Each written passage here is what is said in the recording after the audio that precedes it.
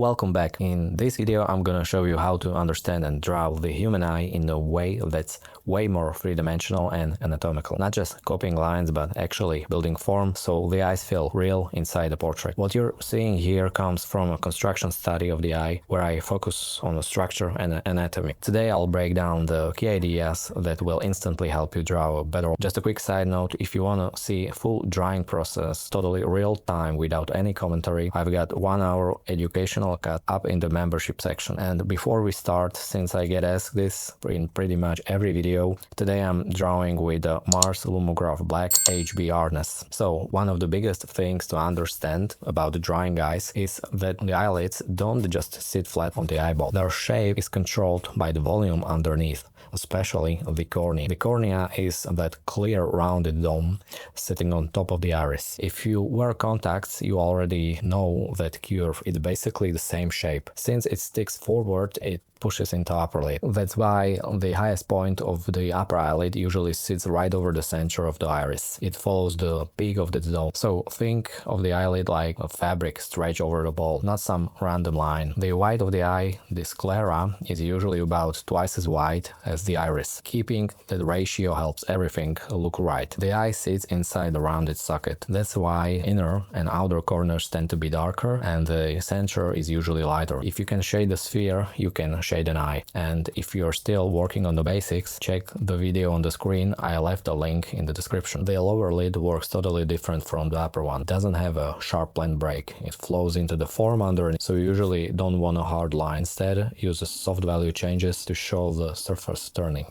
A super common beginner mistake is drawing a lower lid with a dark line. About 90% of the time that line should actually be light. Where the eyeball touches the lower lid, a tiny plane turns upward. That creates a thin strip of the light, and that little highlight shows both lid thickness and depth. Right where the lower lid meets the cornea, you'll often see a subtle highlight following the curve of the cornea. The whole area is controlled by the orbicularis oculi muscle. It wraps all the way around the eye and splits into upper and lower parts. That's why the upper lid overlaps the lower one, especially near the inner corner. Around the tear duct, the lid wraps around the soft tissue, creating layered forms that are easy to miss. Even though it looks white, the sclera is actually pretty close to skin tone, sometimes even darker. Classic beginner mistake is making it too bright. Often it's darker than the lower lid, and if you leave it too light, the eye looks flat. The iris is usually darker on the edges and lighter towards the center. The dark ring is called limbus, and you never want to draw it as a hard circle. Its edge changes, sometimes sharp, sometimes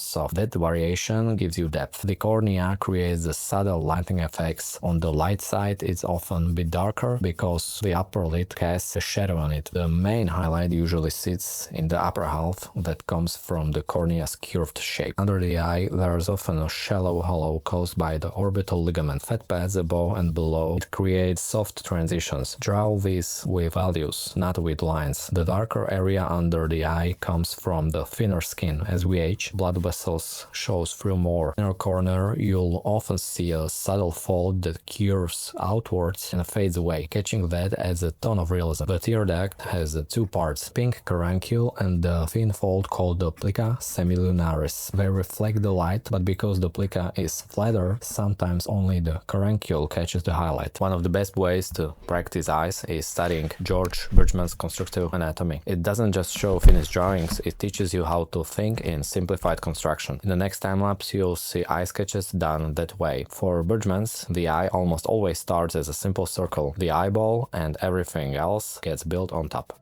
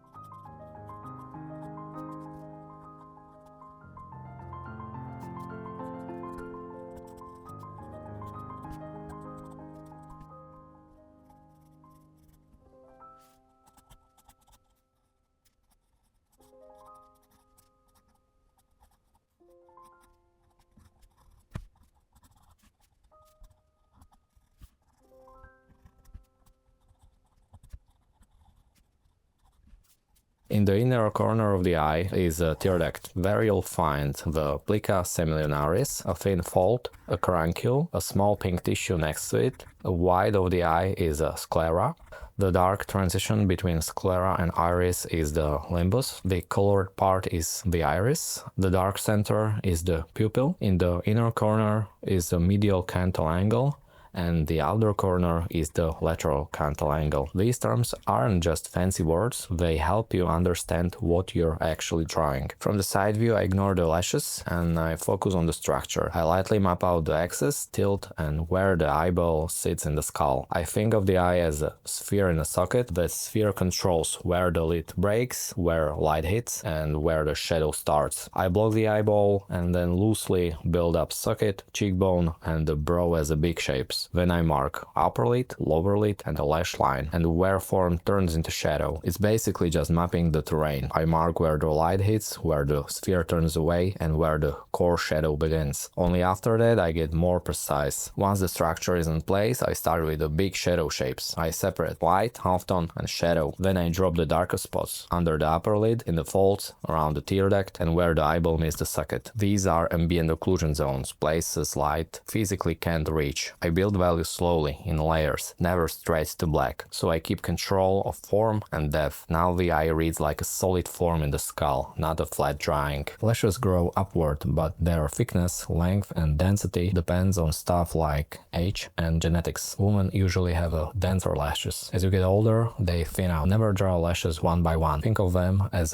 value groups, like in a hair. Details also depends on the distance. Upper lashes are usually thicker and longer than the lower ones. When you can draw the eyeball and the soft forms around it, you don't need hard outlines. Form, light, and space do the heavy lifting. The eye isn't a symbol, it's a sculptural form sitting in the skull, and once you draw it that way, the lines fade where they should, and the form takes over. That's what good eye drawing is really about. Not the lines, but form in space.